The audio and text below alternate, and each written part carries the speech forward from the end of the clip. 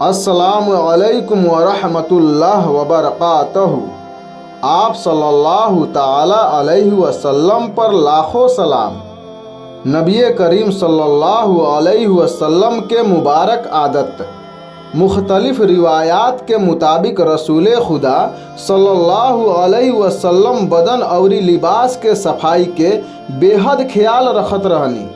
कभी कभार आप सल्लल्लाहु ताला अलैहि वसल्लम बाल भी बढ़ा लेत रहनी, मगर बाल के निहायत साफ सुथरा क के और कंघी से संवार के रखत रहनी।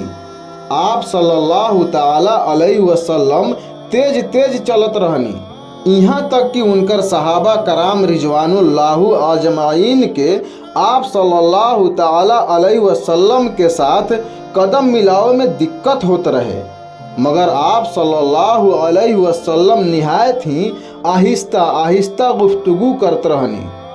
रिवायात के मुताबिक नबी करीम सल्लल्लाहु अलैहि वसल्लम इतना ठहर ठहर के बोलत रहनी कि आप सल्लल्लाहु अलैहि वसल्लम के हर लफ्ज के एक एक हर्फ आसानी से गिनल जा सकत रहे, काहे कि आप सल्लल्लाहु अलैहि वसल्लम के मुंह से निकले वाला हर लफ्ज कानून रहे। लिहाजा अल्लाह के प्यारे नबी ई चाहत रहनी कि उ जवन कुछ कहतनी सुने वाला ओकरा के अच्छा से समझ सके।